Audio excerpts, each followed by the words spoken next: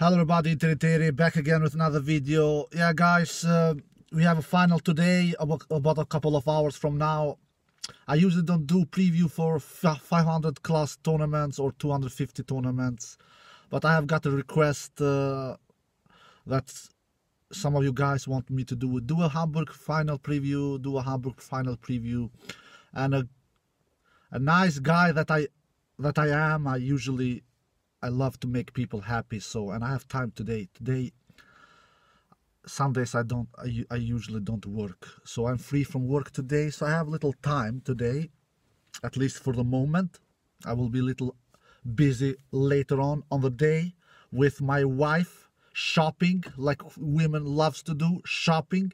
So let's do a little preview about the Hamburg final between Stefanos Tsitsipas versus Andrey Rublev. Both are 22 years old of age. Both are hot young coming stars. One from Greece, the other from Russia. And they are playing a final today to win the title. Stefanos has won 5 titles during his career. Rublev 4, what I know. Stefanos is world number 6, if I'm not mistaken, or world number 7, something like that. 6 or 7, Stefanos is, and Rublev is world number 14. First of all, I have to say that both of these guys are really crazy for playing Hamburg just before the French Open, especially players like these two who are very high ranked and most likely will go deep in French Open. They will not lose the first round, I don't believe. You never know, because they will be surprised when they will get new balls in Paris, because Paris, we all know, they have changed the balls from previous years and they have not practiced with those balls, not what I know at least, because they have been in Germany playing tennis. So I'm surprised that they have decided to play Hamburg in the first place, especially Tsitsipas, who is top 10 in the world, but Rublev as well.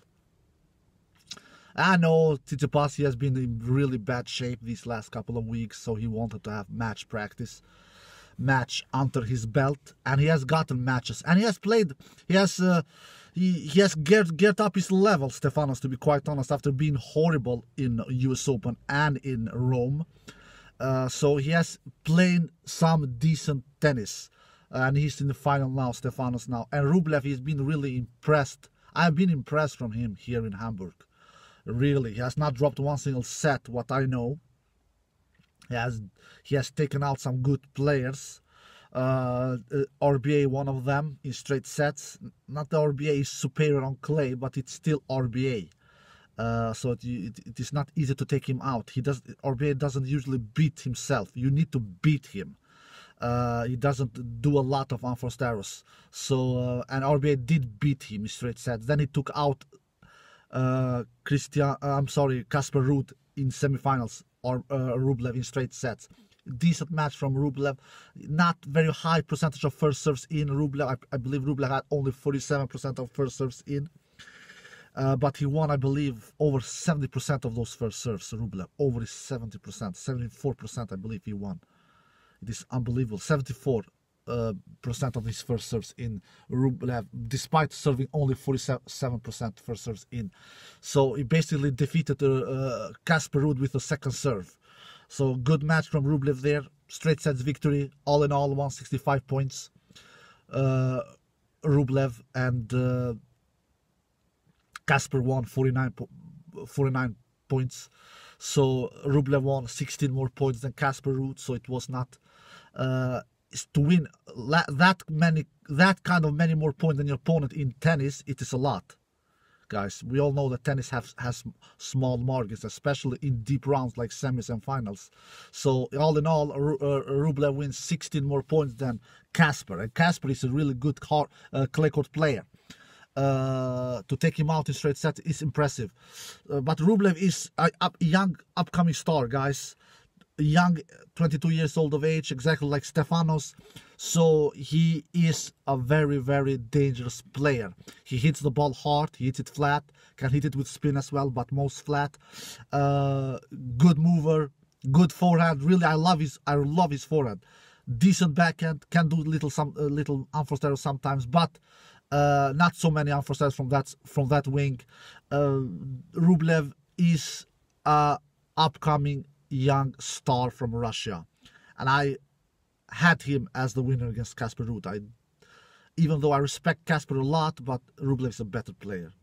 He is just a more composed player, is a more talented player in my opinion.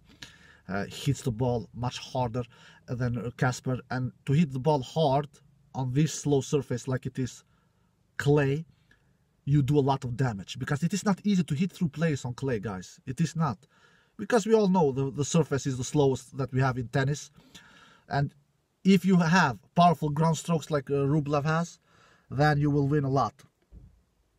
You really will do a lot of damage. So Rublev did a great job against Casper Ruud, despite not having so much first serves in, but he was winning a lot of first serves. He was winning a lot of baseline rallies, so it didn't matter much that Rublev didn't have so much first serves in against Casper. Then Stefanos won his second match, a close battle there, much closer than what Rublev had with his Cambriot against Casper. Stefanos won in 2 sets, 7-5, 3-6, 6-4. That match could of course gone either way. On the end, Stefanos won 95 points. Rublev and Christian Garin. Christian Garin won 89 points. So Stefanos won only 6 more points, and to win just that little of more points than your opponent in tennis, then you get the feeling that the match could have gone either way. Of course, both of the players break each other's serve 3 times each, but you need to break the serve in decider sets. That is the most important. Christian Garin broke Stefanos' serve 2 times in the second set, and 1 time in the first set. That was what he braked, what I know. And Stefanos, he braked Christian Garin's serve 1 time, 3 times as well in the entire match. But he braked Christian Garin's serve 1 more time in the decider set, which was the 3rd set, and that what is the deal breaker here, guys. So it was an even match. The biggest difference was on the second part of winning the second serves. Christian Garin was winning only 38% of his second serves. Only 38%. That is a little. And Stefanos was winning second serves over 60%. Over 60%. That is a high number. That is a lot of number, 61% or something like that. I don't remember exactly, but it was over 60% that Stefanos won. So that was the big difference. The other part of the stats, it was pretty even. I believe that in the first department of the first serves, Christian was winning actually more behind the first serves. I believe that Christian were winning 71% behind the first serves, and Stefanos 68%. So it was pretty even there. Stefanos did 12 aces. That was great. To do over 10 aces on clay, in my opinion, it is always great, because it is not easy to make aces on clay because the surface is slow. So 12 aces from Stefanos was really great. All in all, a solid match from Stefanos. He's playing much better tennis than he did in Rome. Absolutely. So, but I'm surprised with Stefanos and Rublev for playing Hamburg, because these are players that most probably will do deep runs in French Open. They are in the same section as Djokovic. They can face Djokovic in the semifinals if they do great matches, if they do great tournament. Rublev can face Medvedev in the 4th round match. Stefanos can face Shapovalov in the 4th round match. And both of these 2 players, if they win their matches in the 4th round, can face each other in the quarterfinal in French Open. So I'm not getting why they are playing Hamburg. But anyway, they've done it because they want to win titles, because they know, of course, that they will not win the French Open. Rublev will not win the French Open. Stefanos will not win the French Open. And they see a chance to win a title. Even though it is not a slam, it is not a motor, but they want to win the titles, and of course they want to earn money, of course, as well. We all know that they are not Djokovic, they are not Federer, they are not Nadal. They don't have milliards on the bank, at least not yet, and I doubt that they will ever have. So. All right, what do I believe about this final today that will start soon? The head-to-head is 1-1 if you count that next-gen match as well in 2018 where Stefanos won. A semi-final match there, a tight battle there. And the last encounter that they faced each other was in 2019 US Open, actually last year, first round, where Rublev won in 4 sets. Who do I believe will win this one? Guys... This is not an easy one to call. This is not an easy one to predict. It can go either way. But they are... It is a final... To predict final matches, it is never easy. It is easier to predict early rounds in the tournament. We all know that. Because to final matches, both the players are coming with many wins under their belts. Rublev has looked more impressive to me than Stefanos. He has not dropped one single set, Rublev, until this final here in Hamburg. Rublev likes to play in Hamburg. He defeated Dominic Thiem here last year, actually. And Rublev his ground strokes are harder than Stefanos. Even though Rublev is not making a lot of first serves, he will need to have more first serves in against Stefanos.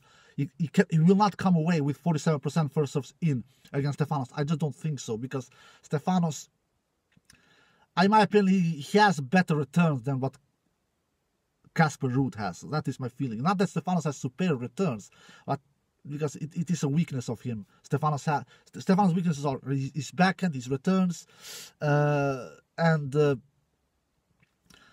those are his 2 biggest weaknesses, in my opinion, Stefanos. Backhand and returns.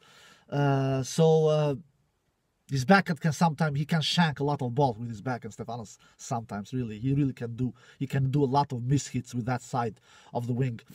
But I still consider Stefanos a better returner than Casper Ruud. So Rublev needs to get up his first serves.